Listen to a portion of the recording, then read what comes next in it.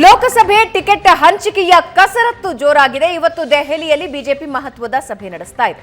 ಲೋಕಸಭಾ ಚುನಾವಣೆ ಟಿಕೆಟ್ ಹಂಚಿಕೆ ಸಂಬಂಧ ಸಭೆ ನಡೆಯುತ್ತೆ. ಇವತ್ತು ಬಿಜೆಪಿ ಕೇಂದ್ರ ಚುನಾವಣಾ ಸಮಿತಿ ಸಭೆ ಇರುತ್ತೆ. ಇವತ್ತು ಸಾಯಂಕಾಲ 5 ಗಂಟೆಗೆ ಸಭೆ ಇದೆ. ಈ ಸಭೆಯಲ್ಲಿ ಬಿಜೆಪಿಯ ಎರಡನೇ ಪಟ್ಟಿ ಬಗ್ಗೆ ಚರ್ಚೆಯಾಗುತ್ತೆ. ಎರಡನೇ ಪಟ್ಟಿಯಲ್ಲಿ ರಾಜ್ಯದ 20 ಕ್ಷೇತ್ರಗಳಿಗೆ ಹೆಸರುಗಳು ಪ್ರಕಟವಾಗುವ ಸಾಧ್ಯತೆ ಇದೆ. ಒಂದೇ ಹಂತದಲ್ಲಿ 20 ಕ್ಷೇತ್ರಗಳಿಗೆ ಅಭ್ಯರ್ಥಿಗಳ ಹೆಸರು ಫೈನಲ್ ಮಾಡೋ ಪ್ಲಾನ್ ಮಾಡಿಕೊಂಡಿದ್ದಾರೆ. ಮೈತ್ರಿ ಸಾಧ್ಯತೆ ಇರುವ ಕ್ಷೇತ್ರಗಳ ಪಟ್ಟಿ ಬಿಡುಗಡೆ ವಿಳಂಬವಾಗೋ ಸಾಧ್ಯತೆ ಇದೆ. ಸಭೆಯಲ್ಲಿ ಮಾಜಿ ಸಿಎಂ ಯಡಿಯೂರಪ್ಪ ಭಾಗಿಯಾಗ್ತಾರೆ. ನಾಳೆ ಬೆಳಗ್ಗೆ ದೆಹಲಿಗೆ ತೆರಳುತ್ತಾರೆ. ವಿಜೇಂದ್ರ ಸೇರಿ ಇನ್ನೂ ಕೆಲವು ನಾಯಕರು ದೆಹಲಿಗೆ ಹೋಗ್ತಾರೆ.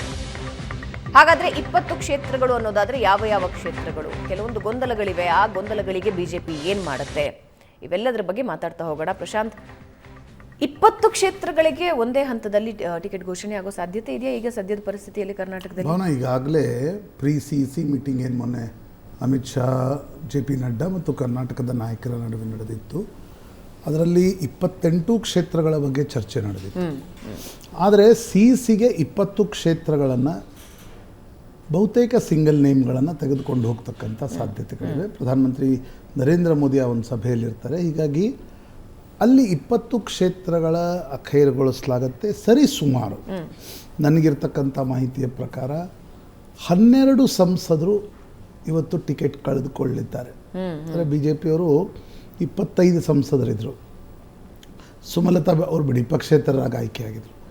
25ರಲ್ಲಿ 12 ಸಂಸದರು ಮೊದಲ ಪಟ್ಟಿಯಲ್ಲಿ ಸೀಟ್ ಕಳೆದುಕೊಳ್ಳಿದ್ದಾರೆ ಅಂತಕ್ಕಂಥ ಒಂದು ಮಾಹಿತಿ ಇದೆ.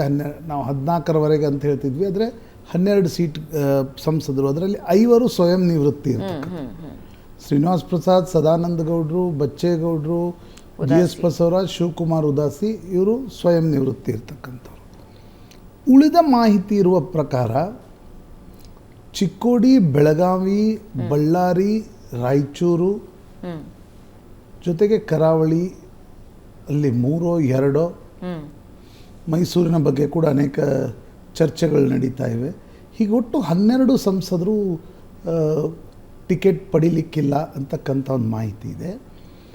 ಈಗಿರುವ ಪ್ರಕಾರ BJP ಇವತ್ತಿನ ಸಭೆಯಲ್ಲಿ 2 ಸೀಟ್ಗಳನ್ನು JDSಗೆ ಕೊಡಲಿಕ್ಕೆ ಒಂದು ನಿರ್ಧಾರವನ್ನು ಯಾಕಂದರೆ ಅವರು ಹಾಸನ, ಕೋಲಾರ ಅಂತಕ್ಕಂಥದ್ದನ್ನು ಕಳೆದ ವಾರ ಹೇಳ್ತಾ ಇದ್ರು. JDS ಪಟ್ಟು ಹಿಡಿದಿದೆ, ಇಲ್ಲ ಮಂಡ್ಯ ಕೊಡಲೇಬೇಕು ಅಂತಕ್ಕಂಥದ್ದನ್ನು.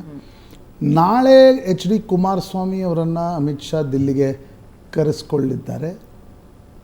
ಕುಮಾರಸ್ವಾಮಿಯವರ ಜೊತೆಗೆ ಸೀಟ್ ಹಂಚಿಕೆ ಬಗ್ಗೆ ಸ್ಪಷ್ಟ ಒಂದು ಚರ್ಚೆ ನಡೆದ ನಂತರ ಅದರಲ್ಲಿ ಬಹುತೇಕ ಕರ್ನಾಟಕದ ವಿಜಯೇಂದ್ರ ಕೂಡ ಆ ಸಭೆಯಲ್ಲಿ, ಇಲ್ಲಿಯವರೆಗೆ ವಿಜಯೇಂದ್ರ, ಕುಮಾರಸ್ವಾಮಿ ಮತ್ತು BJP ಹೈಕಮಾಂಡ್ ಮುಖಾಮುಖಿಯಾಗಿ ಕುತ್ಕೊಂಡು JDS ಸೀಟ್ ಬಗ್ಗೆ ಮಾತಾಡಿಲ್ಲ. ನಾಳೆ ವಿಜಯೇಂದ್ರರನ್ನು ಕೂಡ ಆ ಸಭೆಗೆ ಆಹ್ವಾನಿಸ್ತಕ್ಕಂಥ ಸಾಧ್ಯತೆಗಳಿವೆ. ಅಲ್ಲಿ ಎಷ್ಟು ಸೀಟು ಅಂತಕ್ಕಂಥದ್ದು ಸ್ಪಷ್ಟಗೊಳ್ಳಿದೆ. ಅಂದರೆ ಈಗ ಬೆಂಗಳೂರು ಗ್ರಾಮಾಂತರ ಡಾಕ್ಟರ್ ಮಂಜುನಾಥ್ ಅವರಿಗೆ ಟಿಕೆಟ್ ಕೊಡಬೇಕು BJP ಕೋಟಾದಲ್ಲಿ ಅಂತಕ್ಕಂಥದ್ದು ನಿರ್ಧಾರ ಆಗಿತ್ತು. ಬಟ್ ಕುಮಾರಸ್ವಾಮಿ ಅವ್ರ ಜೊತೆಗಿನ ಚರ್ಚೆ ಆಗುವವರೆಗೆ ಅವೆಲ್ಲವನ್ನು, ಆ ಸೀಟ್ಗಳನ್ನು ಘೋಷಿಸುವ ಸಾಧ್ಯತೆಗಳು ಕಡಿಮೆ ಅಂತಕ್ಕಂಥದ್ದನ್ನು ಹೇಳಲಾಗ್ತಾ ಇದೆ. ಶೋಭಾ ಕರಂದ್ಲಾಜೆ ಸೀಟ್ ಬಗ್ಗೆ ಗೊಂದಲಗಳಿವೆ. ಯಡಿಯೂರಪ್ಪನವ್ರು ಪಟ್ಟು ಹಿಡಿದಿದ್ದಾರೆ. ಈಗ ಬೆಂಗಳೂರು ಉತ್ತರಕ್ಕೆ ಯಾರು, ಒಂದು ವೇಳೆ ಮಂಡ್ಯದಲ್ಲಿ JDSಗೆ ಬಿಟ್ಟುಕೊಡೋದಾದರೆ ಸುಮಲತಾ ಅವ್ರದ್ದೇನು ಮುಂದೆ ಅಂತಕ್ಕಂಥದ್ದು ಕೂಡ ನಿರ್ಧಾರ ಆಗಬೇಕು. ಪ್ರಾಯಶಃ 2ನೇ ಹಂತದಲ್ಲಿ ಆಗ್ತಕ್ಕಂಥ ಸೀಟ್ಗಳು ಇವತ್ತು ಆ ಸೀಟ್ಗಳು ಬರ್ತವೆ ಅಂತಕ್ಕಂಥದ್ದು ಸ್ಪಷ್ಟತೆ ಇಲ್ಲ. ಇವತ್ತು ಉತ್ತರ ಕರ್ನಾಟಕ ಭಾಗದ, ಹೈದರಾಬಾದ್ ಕರ್ನಾಟಕ ಭಾಗದ, ಕರಾವಳಿಯ, ಮಧ್ಯ ಕರ್ನಾಟಕದ ಸೀಟ್ಗಳು ಅನೌನ್ಸ್ ಆಗ್ತಕ್ಕಂಥ ಬೆಂಗಳೂರು ದಕ್ಷಿಣ, ಬೆಂಗಳೂರು ಸೆಂಟ್ರಲ್, ಈ ಸೀಟ್ಗಳು ಇವತ್ತು ಅನೌನ್ಸ್ ಆಗ್ತವೆ ಅಂತಕ್ಕಂಥದ್ದನ್ನು BJPಯ ಮೂಲಗಳು ಹೇಳ್ತಾ ಇವೆ. ಈಗ ಯಾವ ಸಂಸದರು ಅಂತಕ್ಕಂಥದ್ರ ಬಗ್ಗೆ ಈಗ ರಮೇಶ್ ಜಿಗಜಿಣಗಿ ಕೊಡ್ತಾರೋ ಇಲ್ವೋ ಇನ್ನೂ ಸ್ಪಷ್ಟ ತೀರ್ಮಾನ ಆಗಿಲ್ಲ. ಜಗದೀಶ್ ಶೆಟ್ಟರ್ಗೆ ಎಲ್ಲಿ ಕೊಡಬೇಕು? ಈಗ ಅವ್ರ ಹೆಸರು ಧಾರವಾಡಕ್ಕೂ ಇತ್ತು, ಹಾವೇರಿಗೂ ಇತ್ತು, ಬೆಳಗಾವಿಗೆ ಹೋಗ್ರಿ ಅಂತಕ್ಕಂಥದ್ದನ್ನು ಹೇಳ್ತಾ ಇದ್ರು. ಅವ್ರು ಬೆಳಗಾವಿಗೆ ಹೋಗ್ಲಿಕ್ಕೆ ತಯಾರಿಲ್ಲ.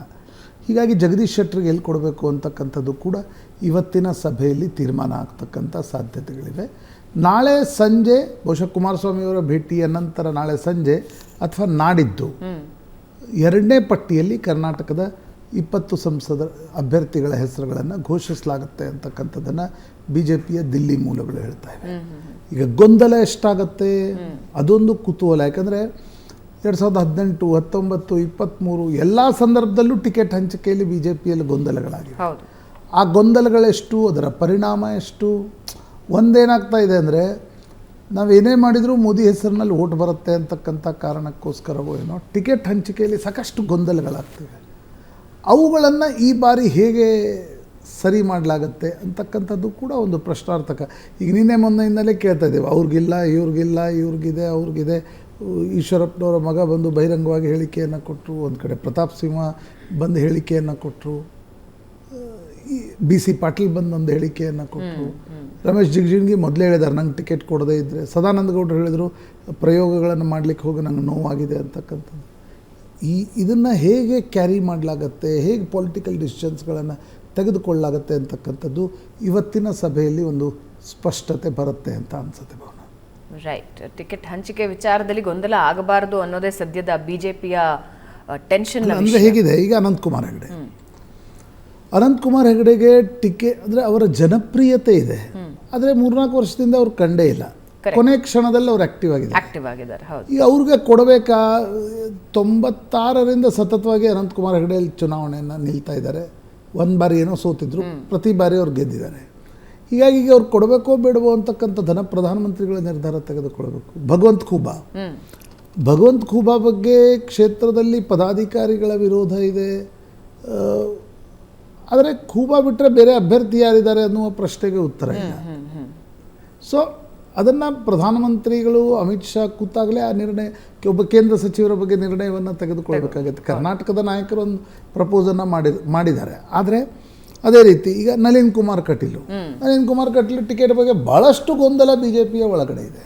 ಅವ್ರು ಕೊಡಲೇಬಾರ್ದು ಅಂತಕ್ಕಂಥದ್ದನ್ನು ಕಲ್ಲಡ್ಕ ಪ್ರಭಾಕರ್ ಭಟ್ರು ಸೇರಿದಂತೆ ಅನೇಕ RSS ನಾಯಕರು ಹೇಳ್ತಾ ಇದ್ದಾರೆ. BL ಸಂತೋಷ್ ಹೇಳ್ತಿದ್ದಾರೆ, ಇಲ್ಲ ನಳಿನ್ ಕುಮಾರ್ ಕಟೀಲ್ ರಾಜ್ಯಾಧ್ಯಕ್ಷರಾಗಿ ರಾಜ್ಯ ಓಡಾಡ್ಲಿಕ್ಕೆ ಹೋಗಿದ್ದರಿಂದ ಮಂಗಳೂರಲ್ಲಿ ಸಮಸ್ಯೆ ಆಯಿತು, ಅವ್ರ ಕರಿಯರ್ ಯಾಕೆ ಮುಗಿಸ್ಬೇಕು ಅಂತಕ್ಕಂಥದ್ದು BL ಸಂತೋಷ್ ಕೇಳ್ತಾ ಇರ್ತಕ್ಕಂಥ ಪ್ರಶ್ನೆ. ಶೋಭಾ ಕರಂದ್ಲಾಜೆ ಟಿಕೆಟ್ ಬಗ್ಗೆ ಗೋ ಬ್ಯಾಕ್ ಶೋಭಾ ಅಂತಕ್ಕಂಥ ಕ್ಯಾಂಪೇನ್ ಏನೋ ನಡೀತು. ಈಗ ಶೋಭಾ ಕರಂದ್ಲಾಜೆ ಹೇಳ್ತಿದ್ದಾರೆ ಅದು ಪಿತೂರಿ, ನಮ್ಮವರೇ ಯಾರೋ ನಡೆಸಿದ್ದು ಅಂತಕ್ಕಂಥದ್ದನ್ನು.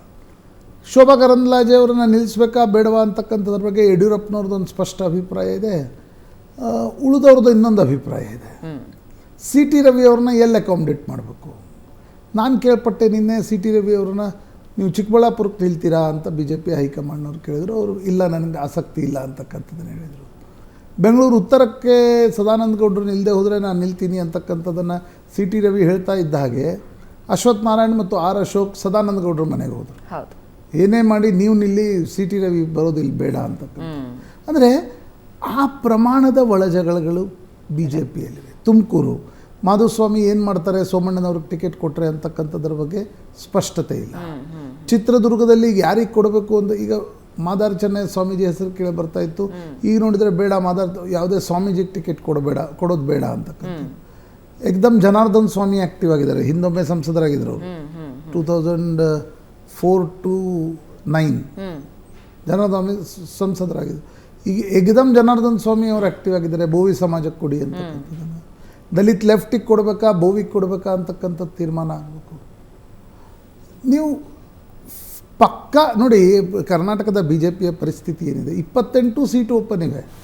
ಹಾರ್ಡ್ಲಿ ನೋಡಿ, ರಾಘವೇಂದ್ರ ಶಿವಮೊಗ್ಗ ಹೆಚ್ಚು ಕಡಿಮೆ final, Bengaluru central PC Mohan, Bengaluru ದಕ್ಷಿಣ ತೇಜಸ್ವಿ ಸೂರ್ಯ, ಧಾರವಾಡ ಪ್ರಹ್ಲಾದ್ ಜೋಶಿ, ಬಾಗಲಕೋಟೆ PC ಗದ್ದಿಗೌಡರು,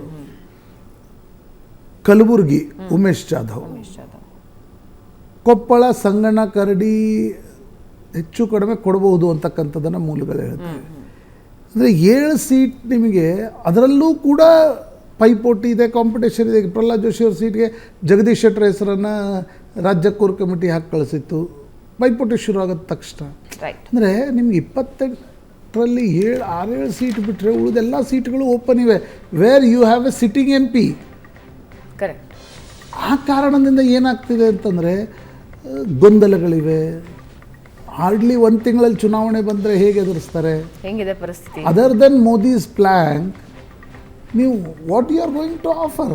ಈ ರೀತಿಯ ಒಳಜಗಳಗಳಿದ್ರೆ ಅಂತಕ್ಕಂಥದ್ದು ಸಮಸ್ಯೆ. ಮೋದಿ ಪಾಪ್ಯುಲರ್ ಇದ್ದಾರೆ, ಇಲ್ಲ ಅಂತ ಅಲ್ಲ ಪ್ರಶಾಂತ್, ಆದರೆ ಎಲ್ಲವೂ ಮೋದಿಯಿಂದಲೇ ನಿರ್ಧಾರಿತ. ಮೋದಿ ಒಂದೇ ಫ್ಯಾಕ್ಟರ್ ಸಂಸದರನ್ನು ಗೆಲ್ಲಿಸ್ಕೊಂಡು ಅನ್ಕೊಂಡಿರೋ ಮಟ್ಟಕ್ಕೆ ಸೀಟ್ಗಳನ್ನು ಗೆಲ್ಲಿಸ್ತಾರೆ ಅನ್ನೋ ಭ್ರಮೆಯಲ್ಲಿ ಬಿಜೆಪಿ ಇದೆ ಅನ್ನೋದಾದ್ರೆ ಐ ಥಿಂಕ್ ಅಗೇನ್ ಸ್ಯಾಬಟಾಜ್ ಆಗೋ ಪರಿಸ್ಥಿತಿಗೆ ತಗೊಂಡು ಹೋಗ್ತಾರೆ. ಆಮೇಲೆ ಈ ಮಟ್ಟದ ಗೊಂದಲಗಳು ಪಕ್ಷದಲ್ಲೇ ಗೊಂದಲಗಳು.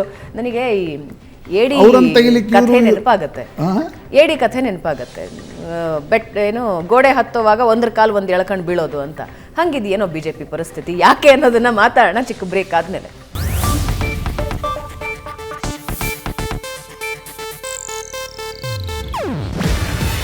ಇದು ಏಷ್ಯಾನೆಟ್ ನ್ಯೂಸ್ ನೆಟ್ವರ್ಕ್ ಪ್ರಸ್ತುತಿ. ನೀವು ನೋಡ್ತಿದ್ದೀರಾ ಏಷ್ಯಾನೆಟ್ ಸುವರ್ಣ ನ್ಯೂಸ್.